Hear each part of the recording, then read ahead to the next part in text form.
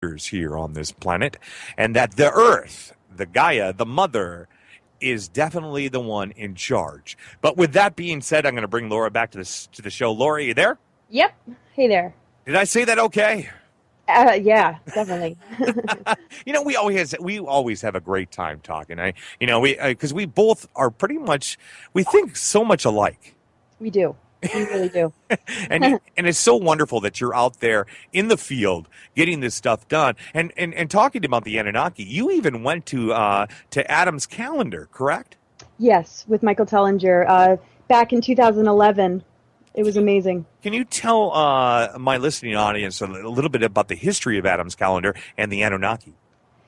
Yeah, well, the Anunnaki, it's an interesting history. I mean, there's many factions. Some might always think that they're all negative, but that's not really the case. The Luciferian Anunnaki is one faction. And what's interesting is when you have that Luciferian Anunnaki, you also have the opposite of it, which is like the Yahweh type energy. And so you've got your law and order, and then you've got sort of your rebellion. And the two are like two sides of a coin, but they have, it's like the Enki and Enlil thing. That's exactly what it is. The Enki would be the more Luciferian, the Enlil, connected more to the Jehovah Yahweh. And then there was infiltration and all sorts of things, based on Eden and the reseeding of the human civilizations. Basically, it ended up in the dark hands and the dark factions of the Anunnaki that began to control long-term human evolution through elite groups, systems, and institutions. And basically, they are manipulating human consciousness. They have put frequency fences in our DNA. And even though even benevolent races agreed that we need to go through, a longer cycle in order to awaken and upgrade our DNA again after the major fall from the dimensions 4, 5, and 6 of the higher Earth energies of Lemuria, the original Lemurian Atlantis. Yes. They took advantage of this. The Anunnaki took advantage of this because we are vulnerable. Let's stop right there and let's talk, because a lot of we have some new listeners here, and K Beach is kind of a different outlet for 32 Degrees of Insanity, and a lot of the student body that's listening to us tonight might not know what Lemuria and Atlantis. Well, I'm sure they might know what Atlantis is, but Lemuria, which I believe very connected to the Lemurians. Lemuria was kind of the artsy fartsy type of Atlantis. Was it not? Yeah, you can almost look at it like Lemuria and Atlantis are the right and left brain. And as the patriarchal forces got stronger on the Atlantean side, it sort of split the right and left brain. If we want to sort of relate it to ourselves, the two should be functioning together, similar to the masculine and feminine. There is a higher Lemuria and Atlantis, and then in this particular Earth creation, the Atlantean and Lemurian races were root races. And these root races are not the only root races. There's 7 root races, and that's different than the original template we had as much more upgraded beings in these higher realms. And so the Anunnaki came to this second creation that ended up being the result of the higher dimensions kind of collapsing and falling because of some of these galactic wars, and the free will energy of the universe basically sort of leads to some of these scenarios of being in competition with Source, I guess you could say, in just our own natural, organic process of learning to relate to one another. And so when the Anunnaki, showed up, basically Nibiru supposedly is a chunk of Maldek, which is now an exploded planet, which makes up our asteroid belts. Nibiru is a chunk of that, and that's where the negative faction of the Anunnaki supposedly occupy. Right. And they are really one of the controller groups, not the only controller group we're dealing with. And I know it's like really difficult when you hear about this for the first time. It's like, wait a second, Yeah. I mean, we learned about dinosaurs, though, in elementary school, and that's pretty wild. So we got to figure, this isn't that far-fetched. We just have to accept that we just were never taught. Right, and that's we all know that I'm a big researcher in Nibiru and Planet X and all of this, and they understand. And Alfred and I came out with the Zachariah Sitchin, the hoax and the psychological operation of Zachariah Sitchin and his works with the Pentagon and the CIA and all of that. But yet the Sumerian story of Nibiru is definitely for real. And we don't know. We're still. I'm kind of an advocate of thinking that Nibiru might have been destroyed on 2012 through frequency vibration. However, there is some evidence to say that this particular Planet X is still out there. Do you agree with that? Well, I'm kind of where you are. I'm a little bit on the fence. I try and study as much as possible. I'm so glad you and Alfred did that and called out a lot of those deceptions. Mm-hmm. I still keep a very open mind to a lot of the information I put out there because that's really the only thing we can do because it's trying to put the pieces together with a lot of distortions out there already. But I really feel that on some level, Nibiru's been majorly compromised. Yeah. It's either been blown apart and it's not what it was, or it's not even there at all. Well, here's the thing, and I came out with back on Truth Frequency back in 2012 when December 21st came around for the end of the Mayan calendar. I said, because there was a big object coming through Soho, we saw it in the end of November. It was a very large object coming through in Soho. If you're not familiar with what Soho is, that's the Jet Propulsion Laboratory.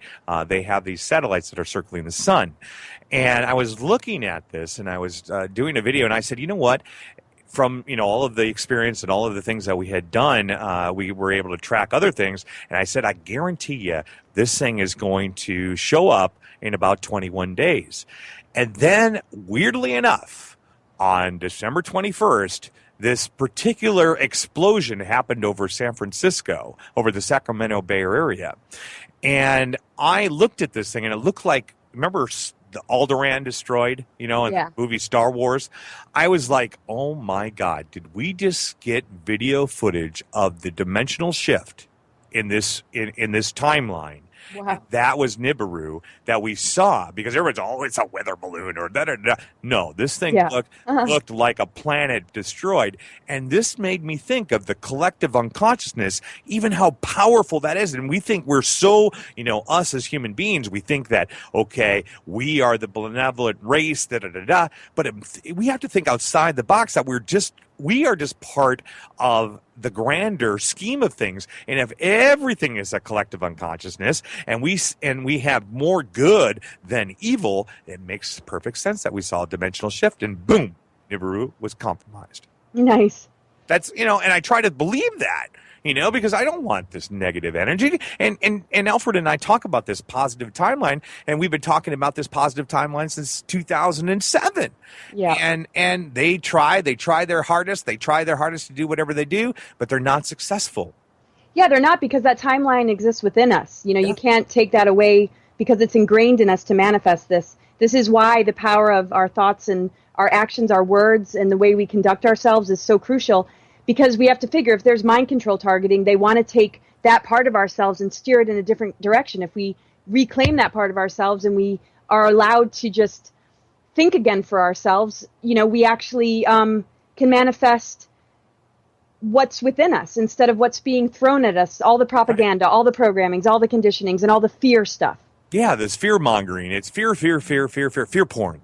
And, that's kind of been the underlining statement of 32 Degrees from Insanity from the very get-go. When I first saw Alfred on top of Mount Adams, and he said, in 2007, he said, we are heading down this positive timeline. We just need to wake others up to agree with that, and we'll be good, and David and Ben Fulford, they definitely have talked about, the destruction of the reptilians and all of that. I'm on the fence a little bit about that whole thing, but these are, and I'm talking about David Wilcock, and of course Carrie Cassidy of Project Camelot has brought forth some interesting information, I think we, as a group, and I don't know if you want to call us truth seekers or the truth movement or investigators into this, but I think it's through our work.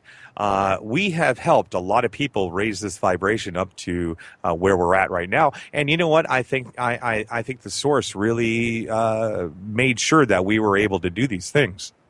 Yeah, I definitely feel that. It's almost like, even if for some of us we tried to take on a different path, there were greater forces out there that said, I don't think so. This is what you're here to do. And yeah. I mean, for me, it felt life and death. If I wasn't going to do this, it was like I was going to die. Like my body was going to shut down. So, it's like, this is actually what's keeping me alive. And, I have no fear about death. and that's why it's easy to dismiss the fear. It's a great tool, though, to catalyze what really is benefiting us, what we have within us that can counteract it. So that awareness is important, but not owning it, not letting it take away what is our God-given right to express and to manifest. And it's amazing. And so we just have to get as many on board as possible. And the thing is, unity is diversity in harmony. You know, we all have different expressions, but there is a common thread there which connects us all on a spirit level. And we're, you know, a web of life within ourselves on a soul level. This is why so many synchronicities bring us all together, and we're all sharing such a similar message. Well, it's awesome. I said something, and you know, the Christian Bible talks about the rapture, and I believe, this is my belief, I believe that the rapture is, you know, it talks about people getting caught up.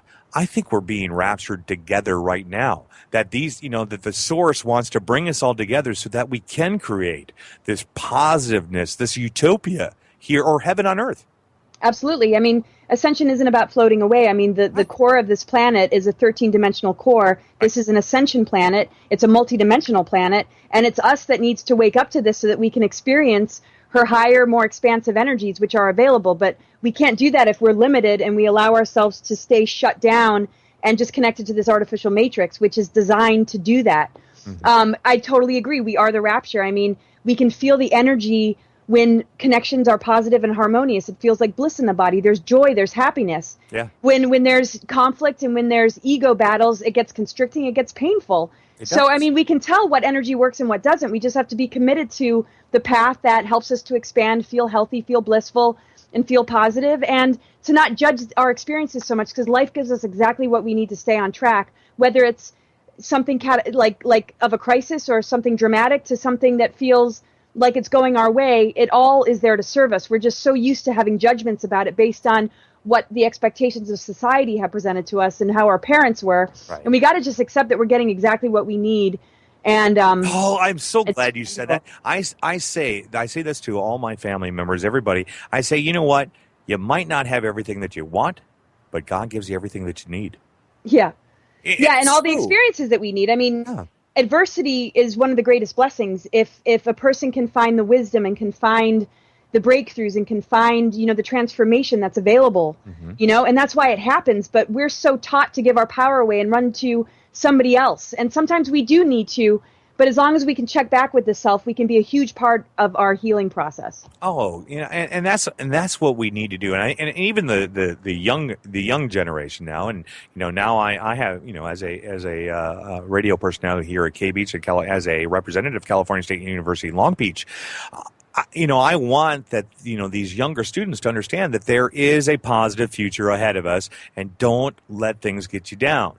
You know, keep trucking away. We're going to get there. It might not happen tomorrow. It might not happen next week, but we have come so far over the last 10 years. It's been amazing. I mean, this is just, I mean, it's a completely like drastic shift from what I remember, you know, 10 years before that. The energy is completely different. It's just, there's so many more like-minded people to connect with. There's real conversations happening now. It's not just the facade and just people playing out the programmings. I mean, so much has been busted through. People who are feeling alone, guess what? You're not alone anymore. I mean, it's just, the internet's been an amazing gift, and it's like a launching pad. As long as we don't get sucked into being dumbed down by technology, and we can use it as a launching pad to tap into our higher abilities, you know, we are really unifying as a human race. Well, the way I look at it, I mean, look, you know, you and I met via the internet. You know, Alfred and I met via the internet. You know, these things wouldn't have happened if we didn't have this beautiful thing that we call the internet. Yeah, I don't think I'd have any friends. I don't know. Yeah, I know.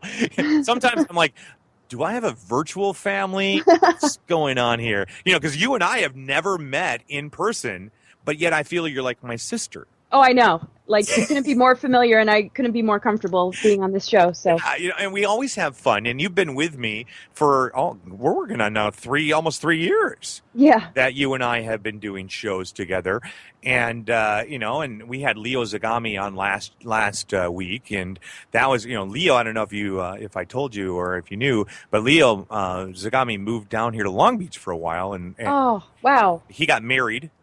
here. And the reason why they came to Long Beach was I get this call from his fiance in Italy saying, Donnie, we're thinking about coming to the United States. Where would be a good place to live? And I'm like, well, duh, Long Beach, I'm here.